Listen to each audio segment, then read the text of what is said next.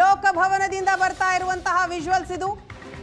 ರಾಜ್ಯ ಕಾಂಗ್ರೆಸ್ನ ಉಸ್ತುವಾರಿ ರಣದೀಪ್ ಸಿಂಗ್ ಸುರ್ಜೇವಾಲಾ ವೇದಿಕೆಯಲ್ಲಿದ್ದಾರೆ.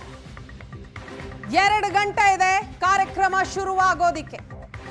ಅದಕ್ಕೂ ಮುನ್ನ ಡಿಕೆಶಿ ಅವರ ಸಹೋದರ ಡಿಕೆ ಸುರೇಶ್ ಲೋಕಭವನದ ಗಾಜಿನ ಮನೆಗೆ ಬಂದು ಕಾರ್ಯಕ್ರಮ ನಡೆಯುವಂತಹ ಸ್ಥಳದಲ್ಲಿಯೇ ಇದ್ದು ಸಿದ್ಧತೆಗಳನ್ನ ಪರಿಶೀಲನೆ ಮಾಡಿದ್ದಾರೆ. ಈಗ ಆ ಸ್ಥಳಕ್ಕೆ ರಣದೀಪ್ ಸಿಂಗ್ ಸುರ್ಜೇವಾಲಾ ಅವರು ಕೂಡ ಬಂದಿದ್ದಾರೆ. ಅವರು ಕೂಡ ಪ್ರತಿಯೊಂದರ ಬಗ್ಗೆ ಮಾಹಿತಿಯನ್ನ ಪಡೆದುಕೊಳ್ತಾ ಇದ್ದಾರೆ. ಡಿಕೆ ಶಿವಕುಮಾರ್ ಅವರ ಕನಸು ನನಸಾಗ್ತಾ ಇರುವಂತಹ ದಿನ, ನನಸಾಗ್ತಾ ಇರುವಂತಹ ಈ ಹೊತ್ತು. ಇದಕ್ಕಾಗಿ ಡಿಕೆ ಶಿವಕುಮಾರ್ ಮಾಡಿದಂತಹ ಪ್ರಯತ್ನಗಳದೆಷ್ಟೋ, ಪ್ರಾರ್ಥಿಸಿದಂಥದ್ದು ಅದೆಷ್ಟೋ, ಅದರ ಫಲವಾಗಿ ಇವತ್ತು ಸಿಎಂ ಪಟ್ಟ ಡಿಕೆ ಶಿವಕುಮಾರ್ ಅವರ ಪಾಲಿಗೆ.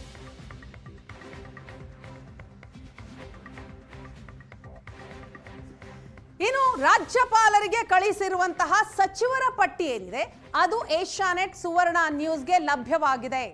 ಎಕ್ಸ್ಕ್ಲೂಸಿವ್ ಆದಂತಹ ಪಟ್ಟಿ. ಡಿಕೆ ಶಿವಕುಮಾರ್ ಅವರ ಸರ್ಕಾರದಲ್ಲಿ ಯಾರೆಲ್ಲ ಇರಲಿದ್ದಾರೆ, ಮೊದಲ ಹಂತದ ಶಾಸಕರು ಯಾರೆಲ್ಲ ಅನ್ನೋದರ ಲಿಸ್ಟ್ ಇದು. ಜಿ ಪರಮೇಶ್ವರ್ ಅವರು ಏಕಮಾತ್ರ ಡಿಸಿಎಂ, ಡಿಕೆ ಶಿವಕುಮಾರ್ ಮತ್ತು 13 ಸಚಿವರ ಪಟ್ಟಿ.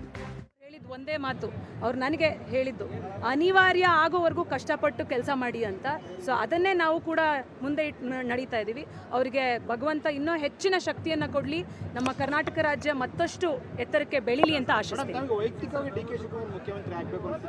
ಖಂಡಿತವಾಗ್ಲೂ ನಮ್ಮ ನಾಯಕರು ನನಗೆ ರಾಜಕಾರಣದ ಗುರುಗಳು. ಅವ್ರು ಪಟ್ಟಿರುವಂಥ ಅವರ ಹಾದಿ ಏನಿದೆ, ಹೋರಾಟದ ಹಾದಿ ಇಂದ ಬಂದಿರುವಂಥವ್ರು. ಅವರು ಒಂದೇ ದಿವಸ ರಾಜ್ಯದ ಮುಖ್ಯಮಂತ್ರಿಗಳಾಗಬೇಕು ಅಂತ ಇತ್ತು. ಇವತ್ತು ಅವರು ರಾಜ್ಯದ ಮುಖ್ಯಮಂತ್ರಿಗಳಾಗಿ ಅಧಿಕಾರವನ್ನು ಸ್ವೀಕಾರ ಮಾಡ್ತಿದ್ದಾರೆ. ಅವರಿಗೆ ಈ ಮೂಲಕ ನಮ್ಮ ಇಡೀ ರಾಜರಾಜೇಶ್ವರಿ ನಗರ ವಿಧಾನಸಭಾ ಕ್ಷೇತ್ರದ ಪರವಾಗಿ ಅಭಿನಂದನೆಗಳನ್ನು ಸಲ್ಲಿಸಲಿಕ್ಕೆ ಬಯಸ್ತಾ ಇದ್ದೀನಿ.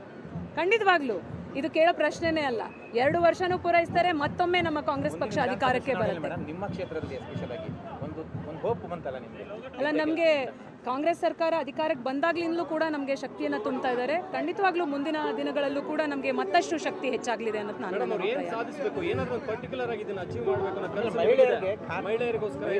ನೋಡಿ. ಏನು ನಮ್ಮ ಸರ್ಕಾರ 2.5 ವರ್ಷಗಳಿಂದಲೂ ಕೂಡ 3 ವರ್ಷಗಳಿಂದಲೂ ಕೂಡ ಬಹಳಷ್ಟು ಒಳ್ಳೆಯ ಕಾರ್ಯಕ್ರಮಗಳನ್ನು ನೀಡ್ತಾ ಬಂದಿದೆ. ಸೊ ಅದನ್ನು ಮುಂದುವರಿಸಿಕೊಂಡು ನಮ್ಮ ಡಿಕೆ ಶಿವಕುಮಾರ್ ಸರ್ ಅವರು ಮುಖ್ಯಮಂತ್ರಿಗಳಾಗಿ ಏನೆಲ್ಲ ಯೋಜನೆಗಳನ್ನು ಇಟ್ಕೊಂಡಿದ್ದಾರೆ ಕರ್ನಾಟಕ ರಾಜ್ಯಕ್ಕೆ, ಅವೆಲ್ಲವನ್ನೂ ಕೂಡ ಈಡೇರಿಸಲಿ ಅಂತ ನಾನು ಆಶಿಸ್ತೀನಿ. Thank you.